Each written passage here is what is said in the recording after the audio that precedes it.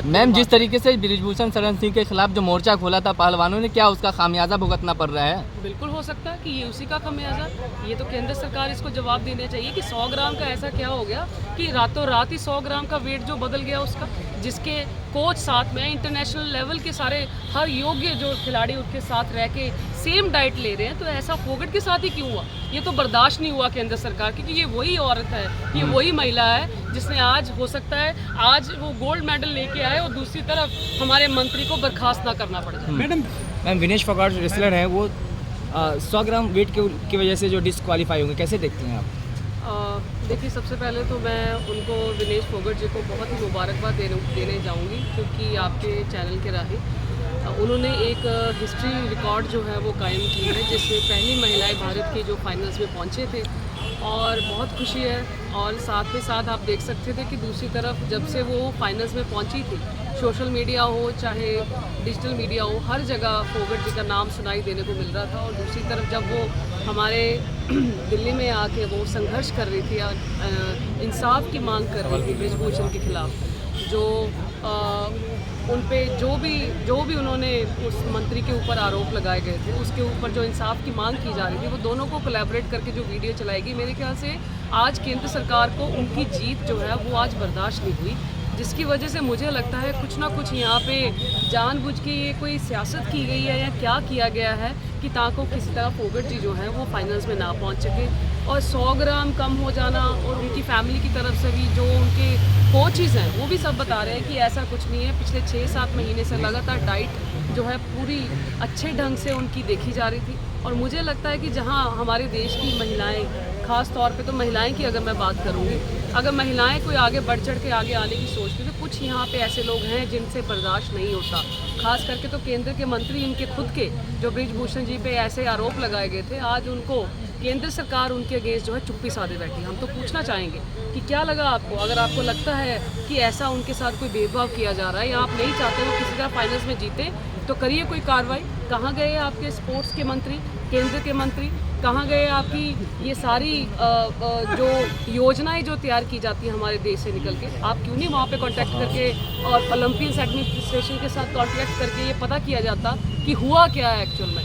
सो महिलाएं जब भी आगे आएँ, हर कोई उसको दबाने की कोशिश करता है। मुझे लगता है बहुत जल्द लगता है कि इस पे कोई ना कोई कार्रवाई निकल के बाहर आएगी, जिसमें ये साबित होगा कि केंद्र सरकार की कोई ना कोई इसमें चाल जरूर थी। इसमें केंद्र सरकार कहाँ से आपको मिली भगत लग रही है? क्यों नहीं लगेगी? देखिए, मेरे को बात बताइए, इनके जहाँ देखो जब भी इनके केंद्रीय मंत्री के खिलाफ कोई बात रखी जाती है तो हर तरफ से चाले चलने की कोशिश करते हैं। चाहे केंद्र सरकार अपनी ईडी या सेंटर की एजेंसीज को विपक्ष के दौरान लगाने के लिए कोशिशें की जाएं, और इनके क्या हाथ बाहर तक नहीं जाते? क्या मोदी जी जो है पेरिस की सैरें नहीं करके आ रहे? कई सारे ऐसे हमारे देश के और कई सारे स्टेट्स के जो चीफ मिनिस्टर्स हैं, उनको भी वहाँ जाने से रोक लगा दी गई कि ये वहाँ पे जा ही नहीं सकते।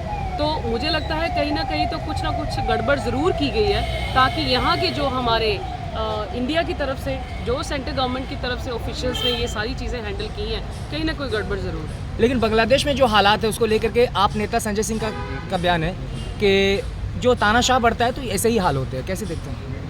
नहीं, ये बात तो बिल्कुल ठीक है। तानाशाह किसी भी सेक्टर में हो, कोई भी बर्दाश्त नहीं करेगा, क्योंकि जहाँ खास करके डेमोक्रेटिक देश में अगर हम बात करेंगे, डेमोक्रेटिक कंट्री में हर किसी का राइट है बात रखने का। और इस तरह से नहीं कि संविधान के साथ जो खिलवाड़ करने की कोशिशें करेगा, आज संविधान ही उनको जो है मुंह के बल गिरने पे भी मजबूर करेगा। तो हमारे देश में बहुत बड़ी एग्जांपल है 400 पार के नारे लगाने वाले। आज आप खुद देख सकते हैं कि किस तरह से आज जो है बड़ी मुश्किल से नीतीश नायडू डिपेंडेंट अलायंस आज सरकार बना के बैठी है।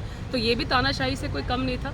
इलेक्टोरल बॉन्ड स्कैम कोई किसी तानाशाही से कोई कम नहीं था। तो क्या ऐसे हालात मुझे लगता है कि जैसे बांग्लादेश में बने हैं, ये जानबूझ के ऐसे माहौल पैदा किए जा रहे हैं ताकि हिंसा को बढ़ाने के लिए जो हमने शुरुआत की है वो आगे भी हमने देखने को मिली है। मैम विनेश फोगाट को पीछे ढकेलने के लिए कोई साजिश रची गई है क्या?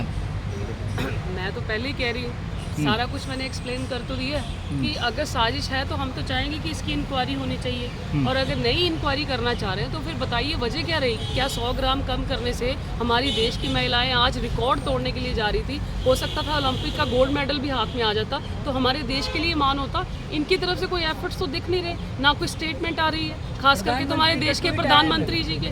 अगर ट्वीट किया है तो पता नहीं किस बेसिस पे किया है, कहाँ गए इनके सारे, खास तौर पे इनकी वित्त मंत्री हो गए या इनकी अपनी जो मैडम पार्लियामेंट पे बैठ के दूसरों के ऊपर तंज कसती हुई नजर आ रही थी, आज वो भी कहीं दिखाई नहीं दे रही। कोई ऐसा साजिश क्यों रचेगा? साजिश अगर गोल्ड मेडल आ रहा था तो भारत को तो अच्छा लगता पूरे देश को, वो ऐसा क्यों करेंगे? ये वही लोग हैं जिन्होंने पहले भी, तो अगर मैं बीजिंग की बात करूं, जब पहले ओलंपिक्स की गेम्स हुई थी तब भी विनेश जो है कुछ चीज़ों के करके पीछे रह गई थी, डिस्क्वालीफाई हो गई थी।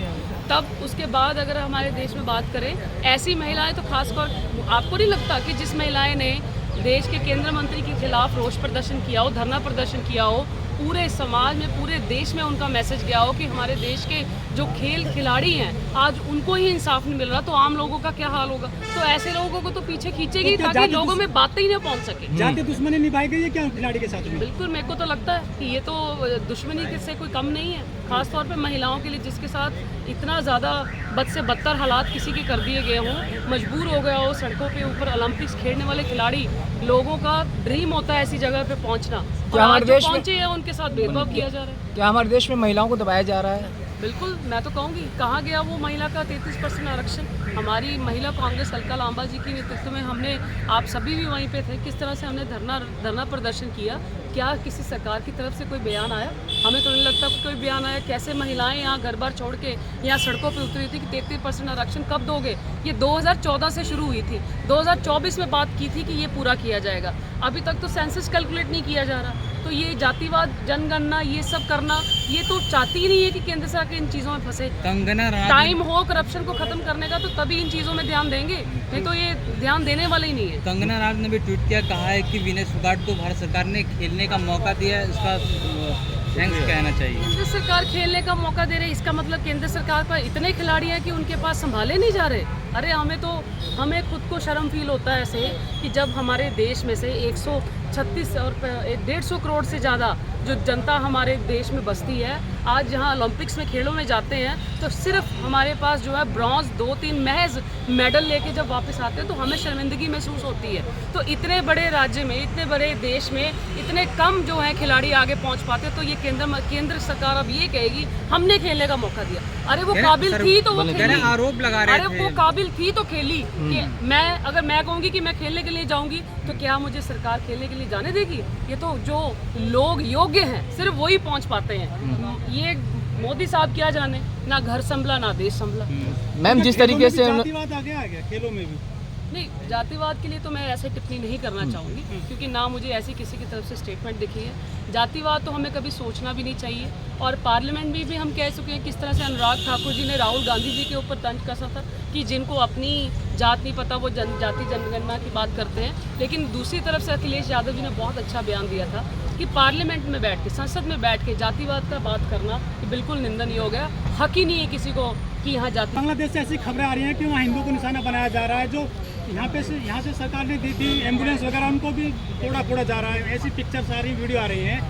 मैं तो कह ही रही हूँ कि वो बहुत निंदनीय हो गई। ये कौन है इसके लिए जिम्मेदार? वो तो खुद वहीं के, कोई दूसरे देश की तो कोई है नहीं इसमें इंटरफेयर। नहीं, मैं ये कह रही हूँ कि यहाँ वहाँ हिंसा बढ़ता है, यहाँ पे हम ऐसी स्टेटमेंट्स कैसे दे सकते हैं कि क्या हमारे देश में भी ऐसा होगा? हमारे देश में भी हिंदू और मुस्लिम ऐसा करेंगे?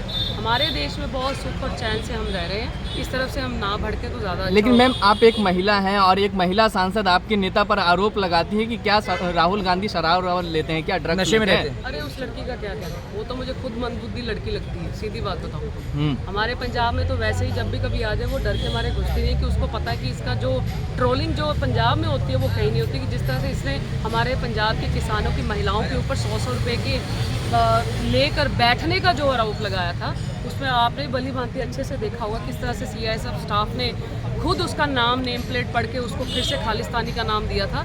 ऐसे लोग जो देश में और जो समाज में हिंसा भड़काने के काम करते हैं, वो देश का कभी भला नहीं कर तो सकते। राहुल गांधी को सब ये करना चाहिए, सहयोग करना चाहिए, नशा की जो जांच करने की बात कर रही है कंगना रनौत। नहीं, पहले तो इसकी नशे की जो है हाँ। इसकी खुद का जो, मैं तो कहती हूँ, डोप टेस्ट पहले करवाना चाहिए। अच्छा, जिस सोसाइटी से ये आई हैं, बॉलीवुड इंडस्ट्री से आई हैं, वहाँ से हम ये सब बातें सुनते आ रहे हैं कि कहाँ पे ऐसे लोग हैं जो किस कल्चर में वहाँ से रह के बाहर यहाँ तक पहुँचे। वो कह रही है नाटक शो बना दिया है सदन को। नाटक तो इसने खुद बनाया है, जो खुद कह रही है कि मेरे से जिसने मिलने आना है वो मेरे पास आधार कार्ड लेके आए। ये खुद क्या म्यूजियम खोल के बैठी है जो आधार कार्ड लेके आएंगे? तो ये नाटक खुद करेगी, बहुत जल्द इसको मुंह के बल ये भी खुद गिरेगी, ये आप खुद देखें। आखिर में आप क्या संदेश देंगे कंगना रनौत को जो इस तरीके की बयानबाजी कर मैं रही है? यही कहूँगी कि पहले खुद का अपना डोप टेस्ट करवा लें, जिस इंडस्ट्री से वो आई है। मुझे नहीं लगता कि वो समाज में काम करने के काबिल है, और दूसरों पे जिनके परिवार के लोगों ने देश के लिए शहादतें दी, उनके लिए ऐसी टिप्पणी करना बहुत ही निंदनीय हो गया।